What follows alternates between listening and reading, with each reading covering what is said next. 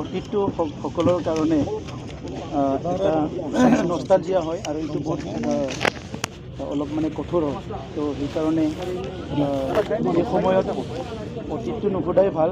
কাৰণ ইতিমধ্যে কাম কৰিবলৈ এটা মন ঠিক কৰিছোঁ। বিটিআৰ বাকী ৰাইজে মোৰ নিচিনাকৈ হাজাৰ হাজাৰ যুৱকসকলে যথেষ্ট কষ্টত আছে আৰু এই কষ্টৰ কাৰণটো বা দোষটো আমাৰ যুৱকসকলৰ নহয়, তেখেতসকলৰ পেৰেণ্টৰ নহয়, আমাৰ সামাজিক যি অৱস্থা সেইটো আজি নহয়, চেঞ্চুৰীৰ পৰা আমাৰ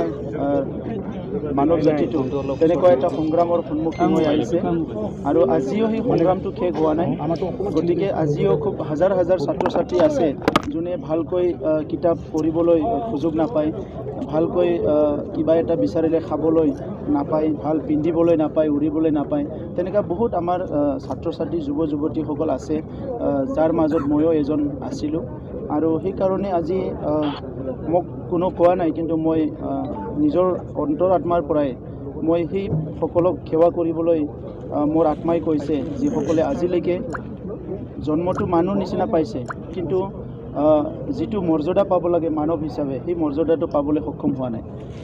ভাল ডক্টৰৰ ট্ৰিটমেণ্ট নাপায়, ভাল খাদ্য খাবলৈ নাপায়, ভাল ঘৰত শুবলৈ নাপায়, ভাল এটা পৰিৱেশত থাকিবলৈ নাপায়, তেনেকুৱা লাখ লাখ জনগণ আমাৰ অঞ্চলতো আছে। তো সেই প্ৰত্যেকজনৰ কাৰণে মই পুত্ৰ হয়, সেই প্ৰত্যেকজনৰ কাৰণে মই কাৰোবাৰ দাদা ভাই হয় আৰু সেই প্ৰত্যেকটা পৰিয়ালৰে মই সদস্য হয়, যিসকলে আজিলৈকে দুবেলা দুমুঠি ভালকৈ খাব পৰা নাই, পোৱা নাই, যিসকলে আজি ভাল ঘৰ এখনত শুবলৈ পোৱা নাই, যিসকল ছাত্ৰ ছাত্ৰী যুৱতীসকলে কঠোৰ এটা পৰিশ্ৰম কৰি জীয়াই আছে, সেই সকলো ব্যক্তিৰ মই পৰিয়ালৰ এজন হয় বুলি মই নিজকে ভাবোঁ। সেইকাৰণে আজি বিটিআৰবাসী ৰাইজে যি দায়িত্ব অৰ্পণ কৰিছে সেই দায়িত্বটো খুব নিষ্ঠাৰে পালন কৰিবলৈ হাতত লৈছোঁ আৰু ঈশ্বৰৰ আশীৰ্বাদ লাগিব, আমাৰ বিটিআৰ অঞ্চলৰ জ্যেষ্ঠসকলৰ মোক সহায় লাগিব, আশীৰ্বাদ লাগিব আৰু সকলো বন্ধুসকলৰ দল সংগঠনৰ জাতি জনগোষ্ঠীৰ সহায় আমাক লাগিব আৰু তেতিয়াহে আমি আগুৱাই যাব পাৰিম। তো সেইকাৰণে নতুন যিটো প্ৰশাসন হ'ব, এই প্ৰশাসনত থাকি আমি প্ৰশাসন যন্ত্ৰটো প্ৰথমতে ৰাইজৰ ওচৰলৈ লৈ যাব বিচাৰিছোঁ। ৰাইজ আৰু প্ৰশাসন, নাগৰিক আৰু প্ৰশাসন এটা মধুৰ সম্পৰ্ক গঢ়িব বিচাৰিছোঁ আৰু তেনেকুৱাই আমাৰ অঞ্চলত বসবাস কৰা বড়ো, অসমীয়া, আদিবাসী, মুছলমান, আমাৰ ৰাভা, গাৰো, আমাৰ যিখিনি বঙালী আছে, সকলো সম্প্ৰদায় একেলগে মিলি পেলাই এটা সুন্দৰ সমাজ গঢ়াৰ কথা চিন্তা কৰিছোঁ। কিছুমান কথা কল্পনা যেন লাগে, কিন্তু কামটো কৰিলে বাস্তৱ হৈ যায়, কাৰণ এইখন এটা ক্ষুদ্ৰ ঘৰ। আজি বিশ্বৰ মানুহে যদি এখন ঘৰ কৰি সাজি থাকিব বিচাৰিছে, আমি বিটিআৰ অঞ্চলত 35 লাখ মানুহে কিয় এখন ঘৰৰ পৰিয়াল নিচিনা থাকিব নোৱাৰোঁ। গতিকে এই কামটোকে আমি কৰিম বুলি আগবাঢ়ি আহিছোঁ। গতিকে মোৰ পৰিয়াল এতিয়া মোৰ 35 লাখ বিটিআৰবাসীয়ে মোৰ পৰিয়াল, সকলো জাতি জনগোষ্ঠী মোৰ কাৰণে দাদা ভাই মা দেউতা। গতিকে চবেই মিলি পেলাই আগবাঢ়ি যাম আৰু নিশ্চয় আপোনালোকে সহায় কৰিব প্ৰত্যেকটো ষ্টেপতে, মই এইটো আশা কৰিছোঁ। প্ৰথমে আপুনি ঘৰ 2.5 লক্ষাধিক মানুহক ঘৰ দিয়াৰ কথা ক'লে, মানে দৰিদ্ৰতা নিৰ্মূলটো আপোনাৰ প্ৰথম লক্ষ্য, আপোনাৰ এটা ইংগিত পোৱা গৈছে। ঘৰৰ কথা কৈছোঁ আৰু যিটো নেকি ভোকা হাংগাৰ, মানে যিটো ভোকে মানুহবিলাক শুব লাগে, সেই সকলৰ কথা কৈছোঁ যে আমাৰ চৰকাৰত আমি সেইটোকে নিশ্চিত কৰিব চেষ্টা কৰিম কি এজনো মানুহ যাতে গৃহহীন হৈ থাকিব নালাগে, এজনো ব্যক্তিয়ে যাতে ৰাতিৰ সাঁজ নাখাই পেলাই বিচনাত যাব নালাগা নহয়, এজনো ব্যক্তিয়ে যাতে ডক্টৰৰ অভাৱত ঔষধৰ অভাৱত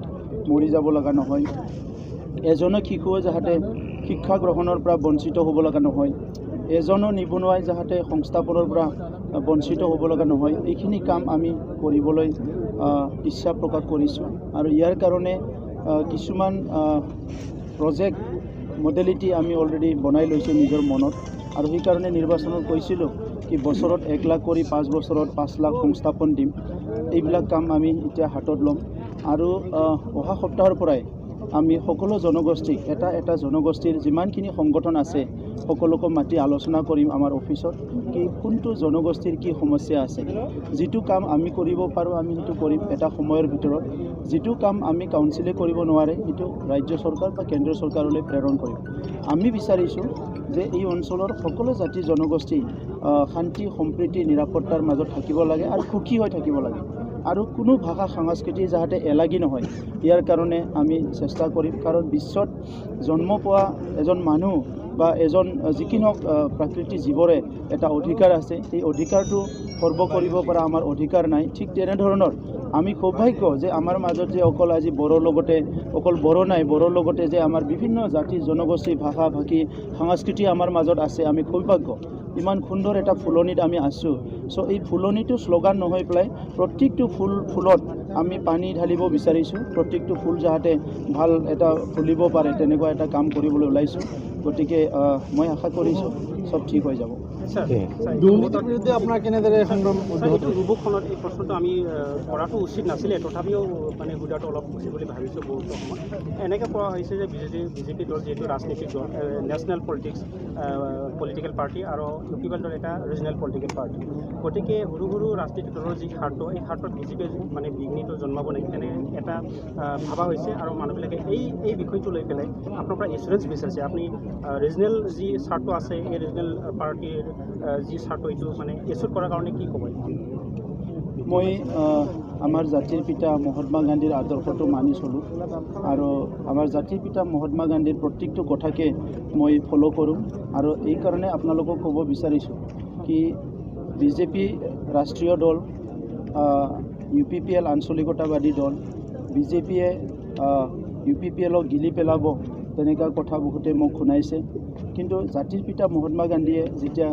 অলপ বৃদ্ধ বয়স হৈছিলে তেতিয়া এটা কথা কৈছিলে মই বৃদ্ধ মানুহ মোক আপুনি মূৰত ধৰি আপোনাৰ ভৰিত লগাই দিব পাৰে কিন্তু মোৰ আত্মাৰে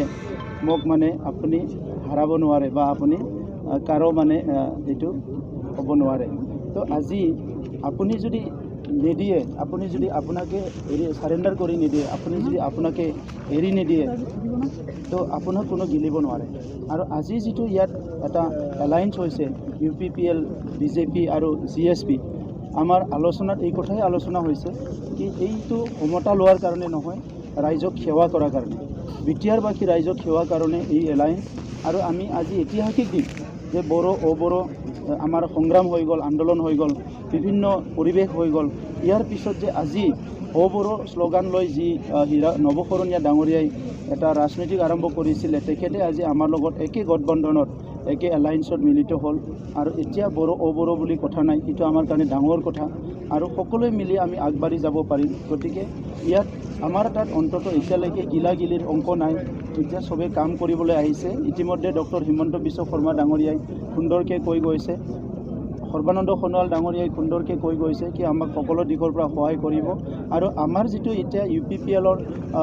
BJP আৰু GSPৰ যিটো মিলিজুলি চৰকাৰ ইয়াত নৰেন্দ্ৰ মোদী ডাঙৰীয়াৰ আশীৰ্বাদ আছে ইয়াত আপোনাৰ অমিত শ্বাহ ডাঙৰীয়াৰ আশীৰ্বাদ আছে আৰু আমি চবেই মিলি পেলাই আমাৰ প্ৰধানমন্ত্ৰী আৰু গৃহমন্ত্ৰীৰ আশীৰ্বাদ লৈ পেলাই আমাৰ অঞ্চলটো আগুৱাই লৈ যোৱাৰ কাৰণে আমি কিছুমান আঁচনি তৈয়াৰ কৰিছোঁ আৰু সেই আঁচনিবোৰত তেখেতসকলৰ নিশ্চয় এটা উদ্যোগ থাকিব বা সহানুভূতি